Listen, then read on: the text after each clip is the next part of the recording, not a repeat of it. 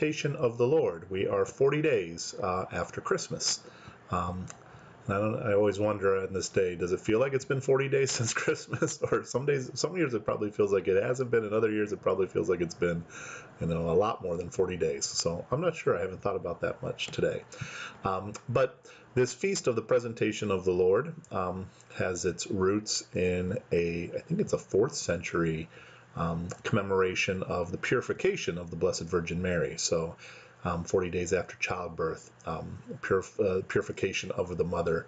But also, too, we hear in the Gospel, according to Luke, that Mary and Joseph bring the child to the temple in Jerusalem to present him to the Lord, because the law says that each male child who opens the womb should be presented to the Lord, and they offer a sacrifice for him. So, in a way, it's the firstborn, just like this has connections in a variety of ways to the story of the children of Israel.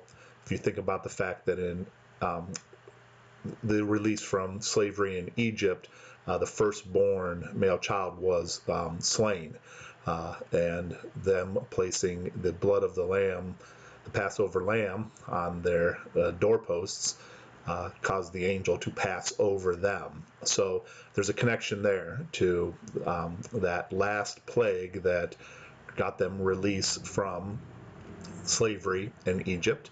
Also, too, before the Levitical priesthood, each firstborn male was considered a priest to offer sacrifice to God.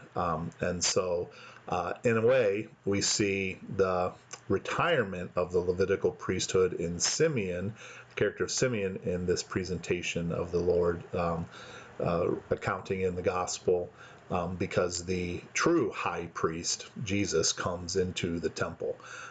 So, it was not, Mary was in no need of purification. Jesus was and didn't need to be redeemed from God as the firstborn, since he is God. But it shows Mary and Joseph's obedience to the law and fulfilling all the dictates and the law of the Lord as they come to present the child. But in a way, it's, God entering his temple. It ushers in a way, the new covenant. Now it will be 30 years before Jesus starts his public ministry to announce this, but this is a very kind of symbolic feast for that. And during Simeon's prayer to God, he says, "Now, Lord, let your servant go in peace, for your word has been fulfilled. My own eyes have seen the salvation you have prepared for your people, a light to the nations." And so this idea of light to the nations is why this is also called Candlemas, that it's the day that we bless candles in the church, for use in the church.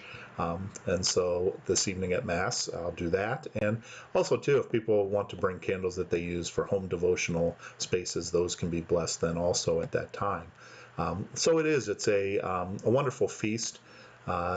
Even though our country is celebrating Groundhog's Day, we're celebrating Candlemas. And so, as everybody is concerned about whether a groundhog sees his shadow or not, whether there's sun out, we celebrate the Son of God and the light of the nations, to announce the salvation that God is accomplishing through Jesus Christ.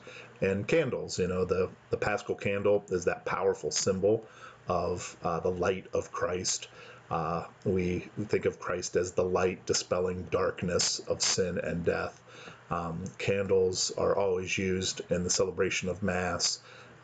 So there's always these connections. Candles are very important to how we worship. And so today is a day, that we, in a way, celebrate the candles that we use, bless them, consecrate them to God, and are grateful for the light of salvation in Jesus Christ. So, as I mentioned, we have Mass this evening at 5:30.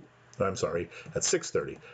There's confessions at 5:30. So confessions at 5:30 at St. John's that go until 6:15. And then there'll be Mass at 6:30 that will begin with blessing of candles. And then after Mass, there is the recitation of the Rosary. And then tomorrow morning, on Wednesday morning, we will have confessions starting at 7 a.m. Those go till 7:45. and then there's Mass at 8 a.m. And February 3rd is the memorial of St. Blaise, and so we bless throats on that day, so that'll take place during Mass. Mass will conclude with exposition of the Blessed Sacrament, and that will continue throughout the day. And then, since it's the first Wednesday of the month, we'll have a holy hour starting at 6 p.m. I'll live stream that, and that concludes with benediction. And then on Thursday and Friday, we have Mass at 8 a.m. So that's kind of the schedule. That's a reminder of the wonderful day that is Candlemas Day, presentation of the Lord. So perhaps light a candle this day and thank God for the light of Christ. So we'll continue to look out and pray for one another.